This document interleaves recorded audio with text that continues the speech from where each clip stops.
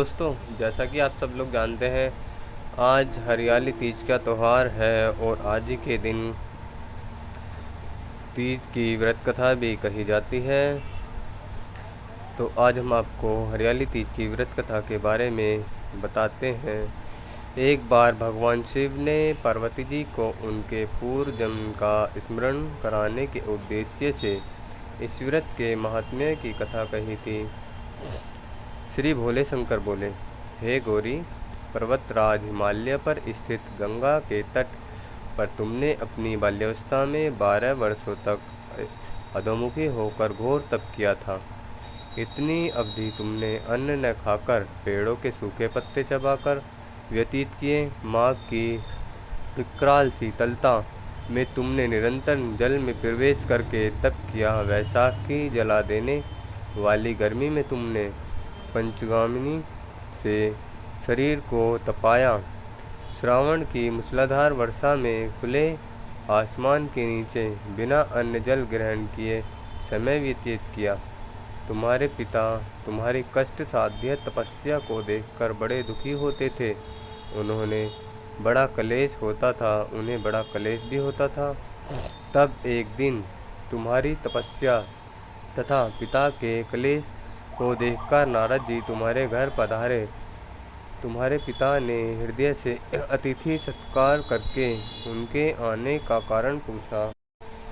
नारद जी ने कहा था, गिरिराज, मैं भगवान विष्णु के भेजने पर यहाँ उपस्थित हुआ हूँ। आपकी कन्या ने बड़ा कठोर तप किया है। इससे प्रसन्न होकर वे आपकी सुपुत्री से विवाह करना चाहते हैं। इस संदर्भ में आपकी राय जानना चाहता हूँ। नारद जी की बात सुनकर गिरिराज गदगद हो उठे। उनके तो जैसे सारे क्लेश ही दूर हो गए। प्रसन्नचित होकर वे बोले, श्रीमान, यदि स्वयं विष्णु मेरी कन्या का वरण करना चाहते हैं तो भला मुझे क्या आपत्ति हो सकती है। वे तो साक्षात ब्रह्म हैं। हे महर्षि, यह तो हर पिता की इच्छा होती है कि उसकी पुत्री सुख संपदा से युक्त पति के घर की लक्ष्मी बने। पिता की सार्थकता इसी में है कि पति के घर जाकर उसकी पुत्री पिता के घर से अधिक सुखी रहे। तुम्हारे पिता की स्वीकृति पाकर नारद जी विष्णु के पास गए और उनसे तुम्हारे ब्याह के निश्चित होने का समाचार सुनाया। मगर इस विवाह संबंध की बात जब तुम्हारे कान में पड़ी तो तुम्हारे दुख का ठिकाना न रहा। तुम्हारी एक सखी ने तुम्हारी इस मानसिक दशा को समझ लिया और उसने तुमसे उस विपक्षता का कारण जानना चाहा। तब तुमने बताया, मैंने सच्चे हृदय से भगवान शिव शंकर का वरण किया है, किंतु मेरे पिता ने मेरा विवाह विष्णु जी से निश्चित कर दिया। मैं विचित्र धर्म संकट में हूँ। अब मैं क्या करूँ। प्राण छोड़ देने के अतिरिक्त अब मेरे पास कोई उपाय शेष नहीं बचा है। तुम्हारी सखी बड़ी ही समझदार और सूझबूझ वाली थी। उसने कहा, सखी, प्राण त्यागने का इसमें कारण ही क्या। संकट के मौके पर धैर्य से काम लेना चाहिए। नारी के जीवन की सार्थकता इसी में है कि पति रूप में हृदय से जिसे एक बार स्वीकार कर लिया, जीवन पर्यंत उसी से निर्वाह करें। सच्ची आस्था और एक निष्ठा के समक्ष तो ईश्वर को भी समर्पण करना पड़ता है। मैं तुम्हें घंघोर जंगल में ले चलती हूँ, जो साधना स्थली भी हो और जहाँ तुम्हारे पिता तुम्हें खोज भी ना पाए, वहाँ तुम साधना में लीन हो जाना। मुझे विश्वास है कि ईश्वर अवश्य ही तुम्हारी सहायता करेंगे। तुमने ऐसा ही किया। तुम्हारे पिता के घर न पाकर बड़े दुखी तथा चिंतित हुए। वे सोचने लगे कि तुम जाने कहाँ चली गई। मैं विष्णु से उसका विवाह करने का प्रण कर चुका हूँ। यदि भगवान विष्णु बारात लेकर आ गए तो कन्या घर पर न हुई तो बड़ा अपमान होगा। मैं तो कहीं मुँह दिखाने के योग्य भी नहीं रहूँगा। यही सब सोचकर गिरिराज ने जोर शोर से तुम्हारी खोज शुरू करवा दी। इधर तुम्हारी खोज होती रही, उधर तुम अपनी सखी के साथ नदी के तट पर एक गुफा में मेरी आराधना में लीन थी। भाद्रपद शुक्ल तृतीया को हस्त नक्षत्र था। उस दिन तुमने रेत के शिवलिंग का निर्माण करके व्रत किया। रात भर मेरी स्तुति के गीत गाकर जागी। तुम्हारी इस कष्ट साध्य तपस्या के प्रभाव से मेरा आसन डोलने लगा, मेरी समाधि टूट गई। मैं तुरंत तुम्हारे समक्ष जा पहुंचा और तुम्हारी तपस्या से प्रसन्न होकर तुमसे वर मांगने के लिए कहा।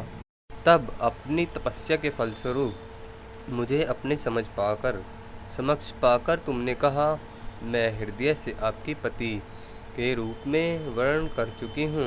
यदि आप सचमुच मेरी तपस्या से प्रसन्न होकर आप यहाँ पधारे हैं तो मुझे अपनी अर्धांगिनी के रूप में स्वीकार कर लीजिए। तब मैं तथास्तु कहकर कैलाश पर्वत पर लौट आया। प्रातः होते ही तुमने पूजा की समस्त सामग्री को नदी में प्रवाहित करके अपनी सहेली सहित व्रत का पालना किया। उसी समय अपने मित्र बंधु व दरबारियों सहित गिरिराज तुम्हें खोजते खोजते वहां आ पहुँचे और तुम्हारी इस कष्ट साध्य तपस्या का कारण तथा उद्देश्य पूछा। उस समय तुम्हारी दशा को देखकर गिरिराज अत्यधिक दुखी हुए और पीड़ा के कारण उनकी आंखों में आंसू उमड़ आए थे। तुमने उनके आंसू पोंछते हुए विनम्र स्वर में कहा, पिताजी, मैंने अपने जीवन का अधिकांश समय कठोर तपस्या में बिताया है। मेरी इस तपस्या का उद्देश्य केवल यही था कि मैं महादेव को पति के रूप में पाना चाहती थी। आज मैं अपनी तपस्या की कसौटी पर खरी उतर चुकी हूँ। आप क्योंकि विष्णु जी से मेरा विवाह करने का निर्णय ले चुके थे, इसलिए मैं अपने आराध्य की खोज में घर छोड़कर चली आई। अब मैं आपके साथ इसी शर्त पर जाऊंगी कि आप मेरा विवाह विष्णु जी से न करके महादेव जी से करेंगे। गिरिराज मान गए और तुम्हें घर ले गए। कुछ समय के पश्चात शास्त्रोक्त विधि विधान पूर्वक उन्होंने हम दोनों का विवाह सूत्र में बांध दिया। हे पार्वती, भाद्रपद की शुक्ल तृतीया को तुमने मेरी आराधना करके जो व्रत किया था, उसी के फलस्वरूप मेरा तुमसे विवाह हो सका। इसका महत्व यह है कि मैं इस व्रत को करने वाली कुंवारियों को मनोवांछित फल देता हूँ। इसलिए सौभाग्य की इच्छा करने वाली प्रत्येक युवती को यह व्रत पूरी एकनिष्ठा तथा आस्था से करना चाहिए।